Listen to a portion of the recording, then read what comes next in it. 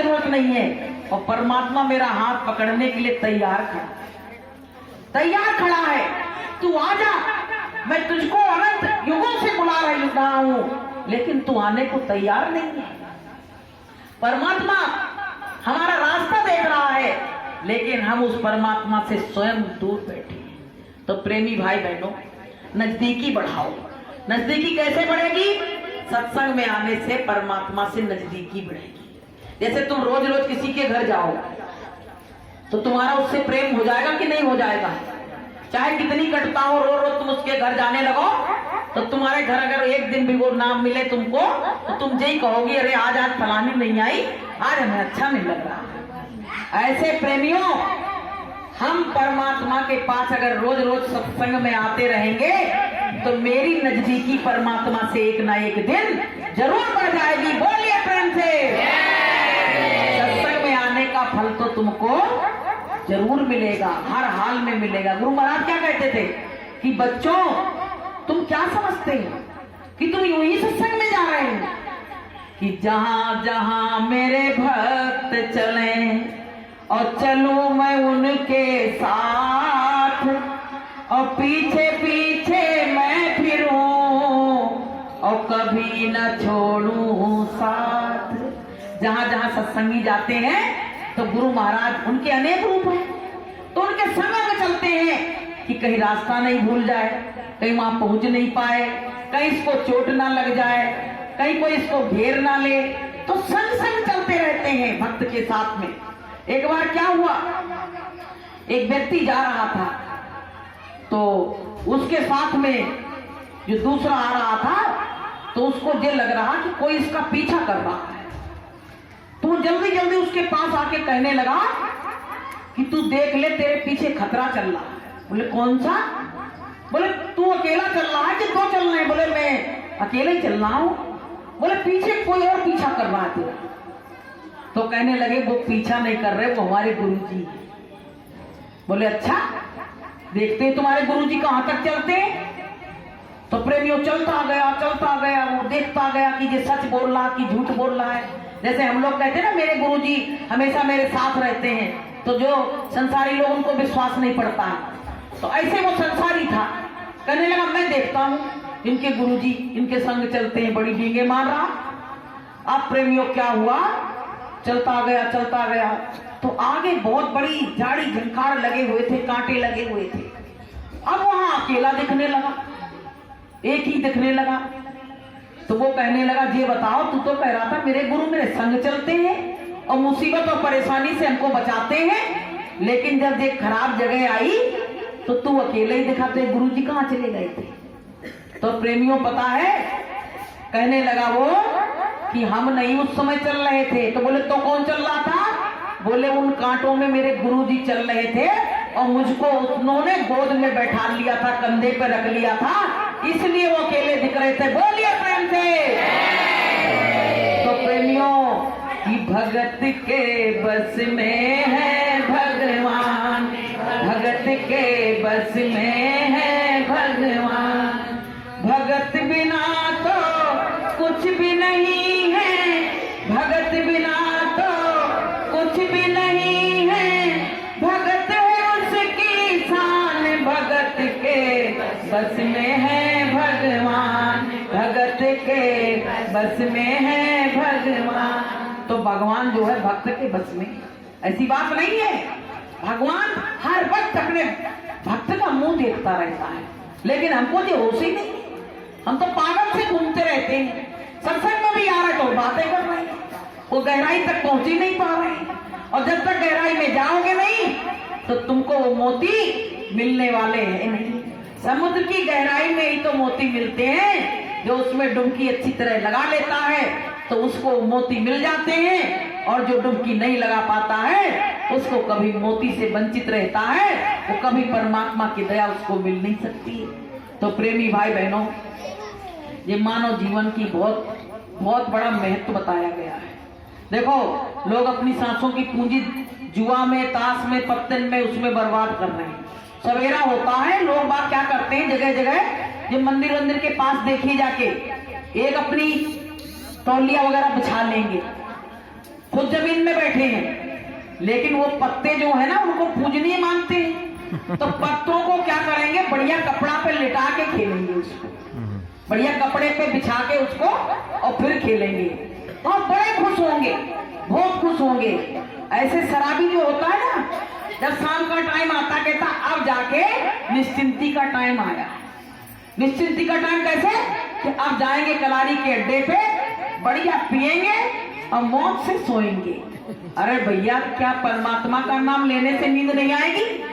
तुम उसका नाम लेने लगो, तुमको ऐसी नींद आएगी, इतनी मस्ती की नींद कि जब आंख खोलोगे तुमको मस्ती मस्ती दिखेगी। लेकिन कहते नहीं है कि शराबी ने पैसा भी डाला, नशा भी चढ़ाया, लेकिन जब सवेरा हुआ तो उसका नशा उतरा कि नहीं उतरा? उतरा कि नहीं उतरा? तो प्रेमियों, किसी ने एक भजन गाया शराब के ऊपर, हम थोड़ा सा सुनाएंगे क्योंकि यहाँ शराब का मैटर है अभी। तो प्रेमियों, शराब बहुत बुरी। गुरु महाराज ने कहा बच्चों, शराब इतनी बुरी चीज है कि माँ बेटी बहन की पहचान तक खत्म कर देती है। सियानी लड़की अगर है और कोई भी व्यक्ति शराब पी के आए, पिता ही क्यों ना हो, उसका भाई क्यों ना हो, तो माँ कहती नहीं भैया, हम अपनी लड़की को वहां ले लेटाएंगे। बताइए, पिता ने विश्वास घटा दिया, भाई ने विश्वास घटा दिया, जो कहते हैं हम रक्षा करेंगे, हम कन्यादान लेंगे, और वही पिता से विश्वास हट गया। किस लिए? शराब की वजह से। तो किसी ने जो गाया है, हम नोट करके लाइन को याद नहीं था जी, कि दारू न पीना भैया, पागल फिरोगे तुम बाजार में। दारू न पीना भैया, पागल फिरोगे तुम बाजार में। रोते रहेंगे बच्चे, पत्नी रहेगी इंतजार में। रोते रहेंगे बच्चे, पत्नी रहेगी इंतजार में।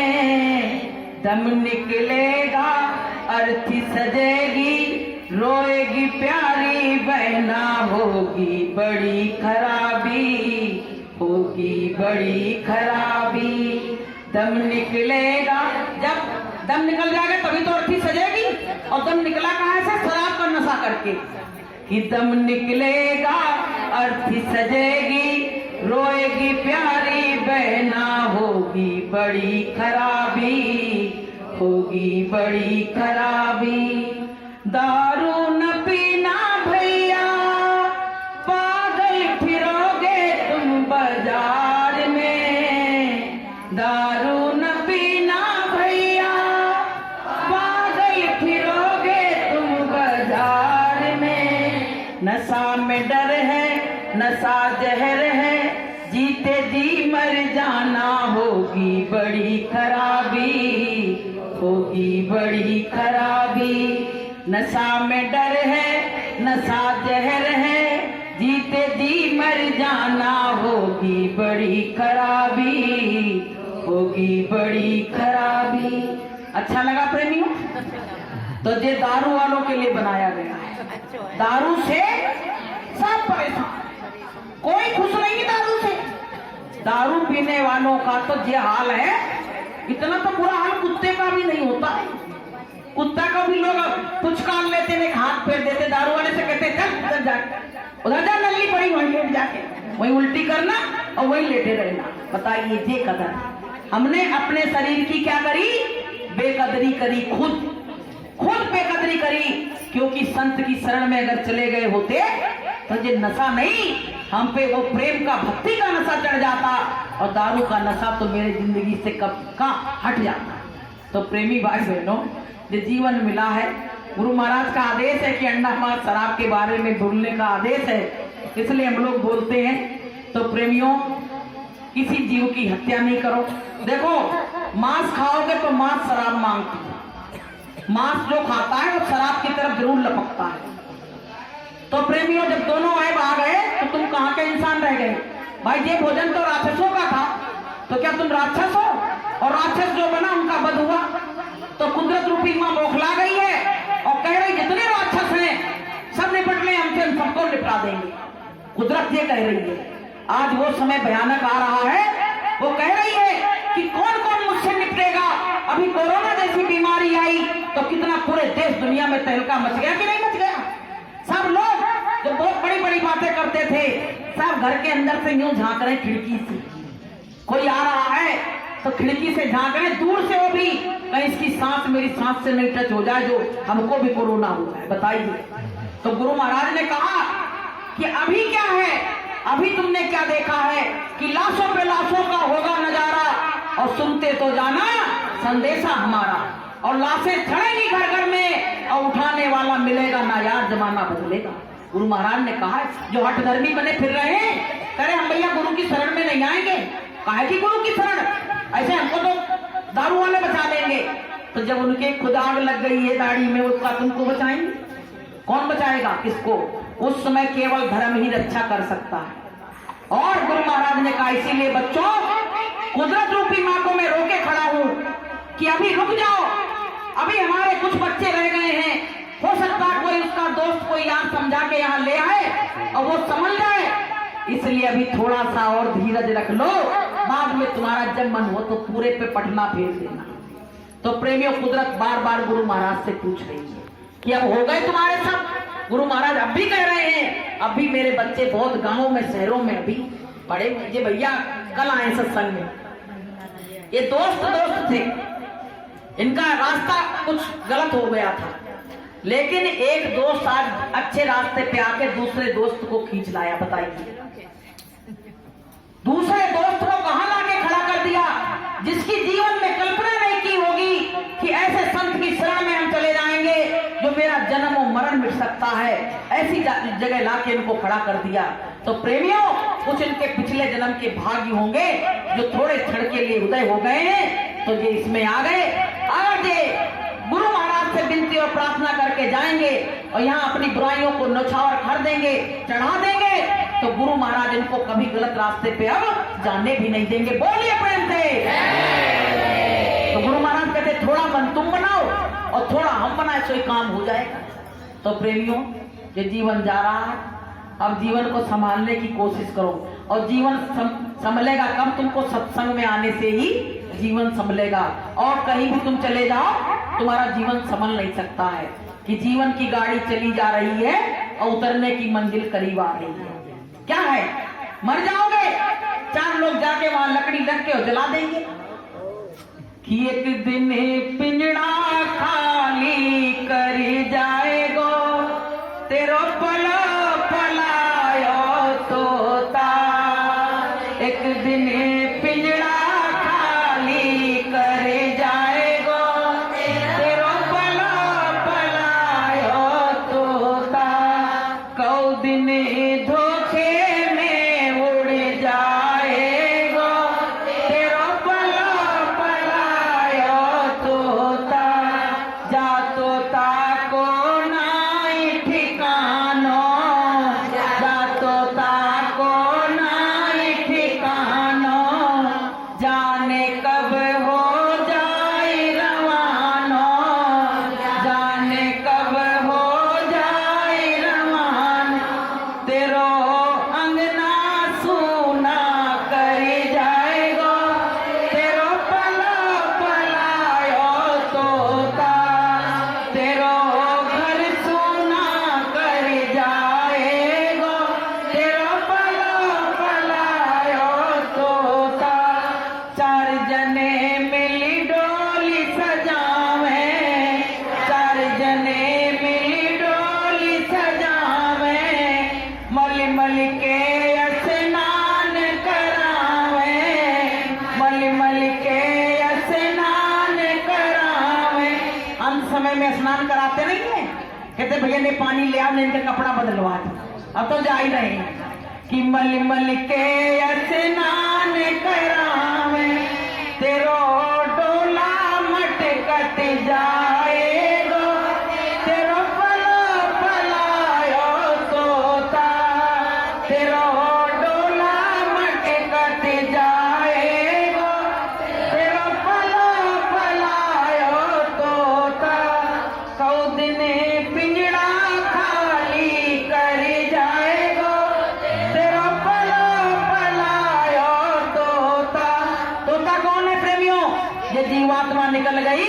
तो पिंजरा हमारा खाली पड़ा रह जाएगा और तुरंत ही 4 लोग मिलके हमको स्नान करा के सीधे हमारा डोला लेके वहां चल देंगे।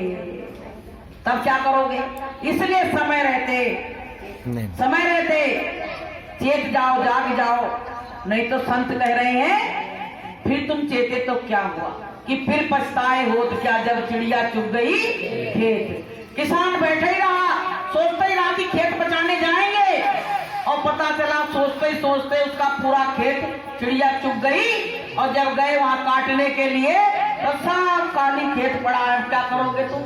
इसीलिए कहा गया कि 8 दिन पाछे गए और प्रभु से किया ना हेत और अब पछताए हो तो क्या जब चिड़िया चुग गई खेत। तो समय रहते जो संत की शरण में आ जाते हैं उनका बहुत बड़ा काम बन जाता है, और जो संत की शरण में नहीं आते हैं उनका काम कभी बनने वाला नहीं है।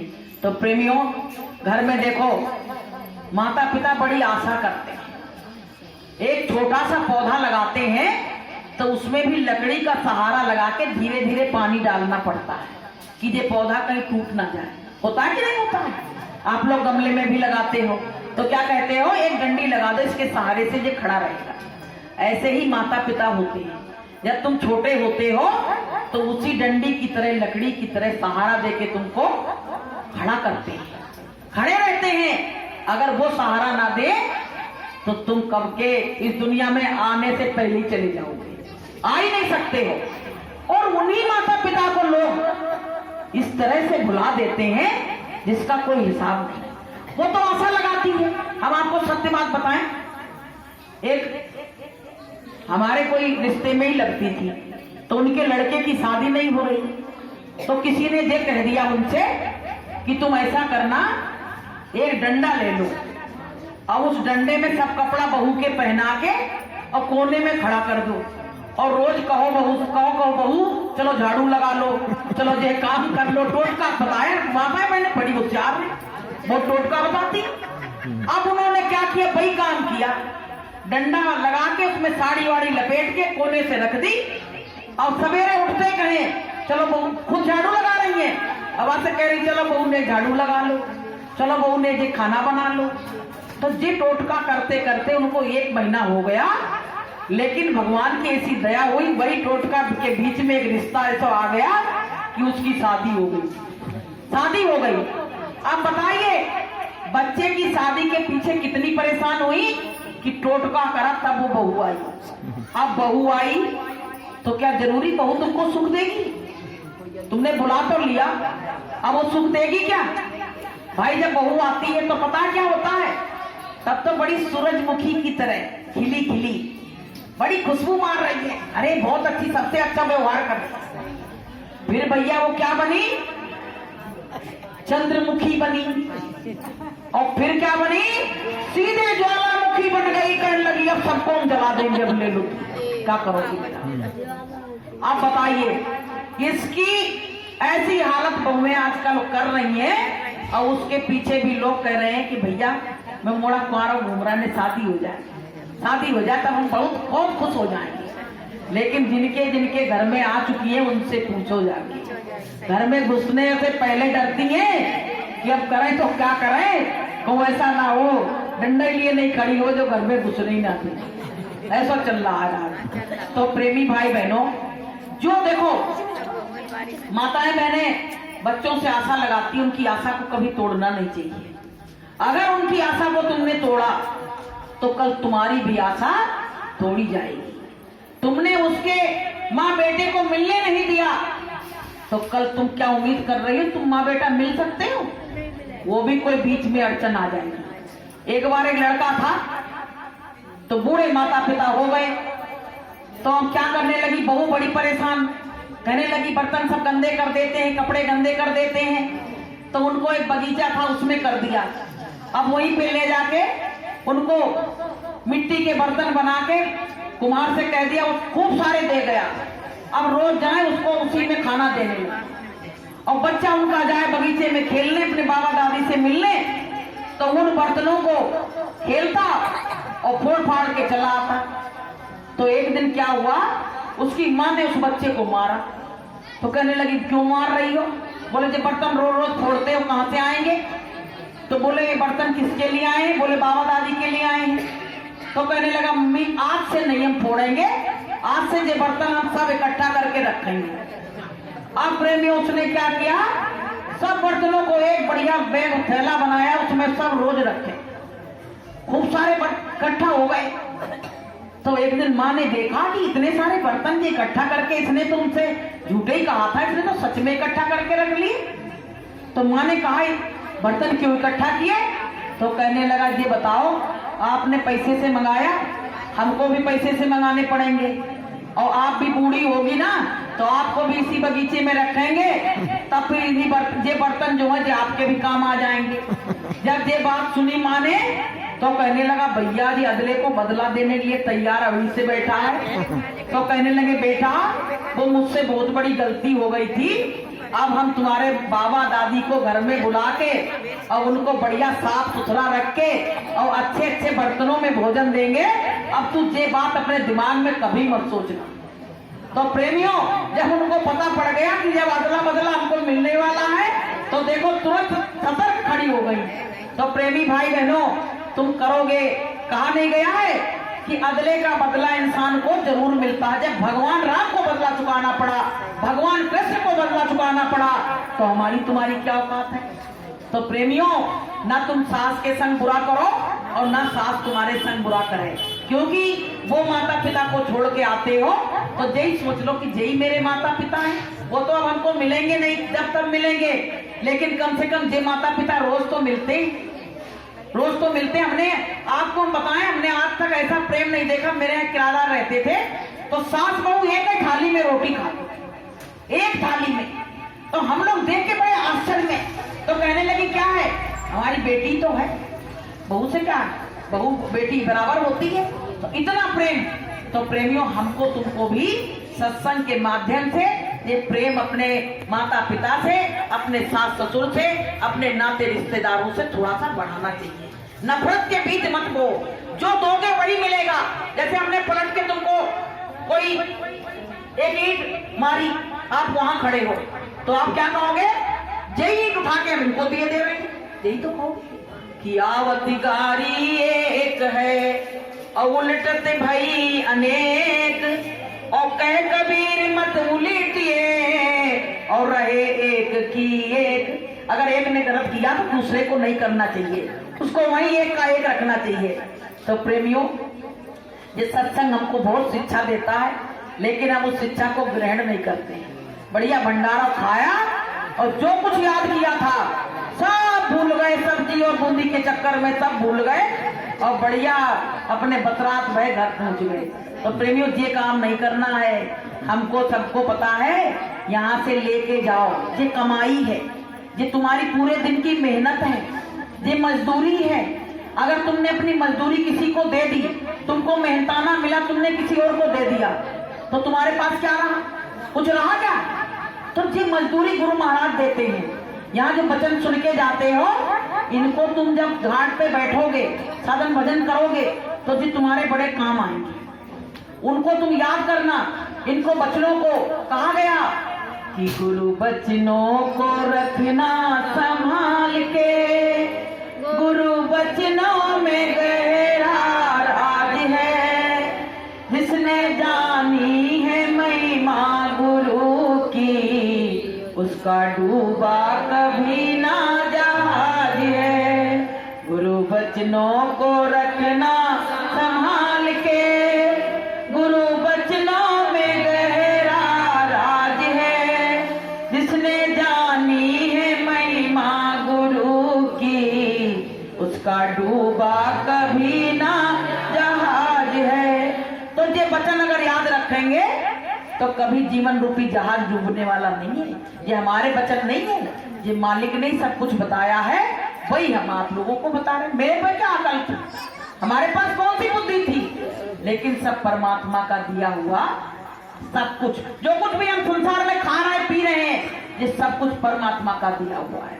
कि मुझे तूने मालिक बहुत कुछ दिया है, मुझे तूने दाता बहुत कुछ दिया है, शुक्रिया है, तेरा शुक्रिया। अरे कम से कम भोजन खाने बैठो तभी शुक्रिया अदा कर लिया करो। थाली सामने आई, हम देखते बहुत लोग क्यों आई नहीं, हाथ भी नहीं धोए और शुरू कर दिया। अरे जिसने दिया उसकी तो याद कर लो कम से कम। हाथ जोड़ के पहले प्रणाम करो, अरे परमात्मा तूने दिया है, तुझको अर्पण, तू इसको जूठा कर दे, तू इसको स्वीकार कर ले, फिर मैं इस भोजन को ग्रहण करूँ। ऐसा कहना चाहिए, ये नहीं है कुछ भाई। तभी इस तरीका सीखो, क्योंकि अगर नहीं सीखा तो जानवर में हम में कोई अंतर। जानवर के आगे रख दो तुरंत खाने लगता है। जो कहता ना पानी लाओ हम भगवान का भोग लगाएंगे, कहता है कभी, वो तो ऐसे खा लेता है। तो हम अगर ऐसा करते हैं तो हम भी जानवर से कम नहीं है। तो प्रेमी भाई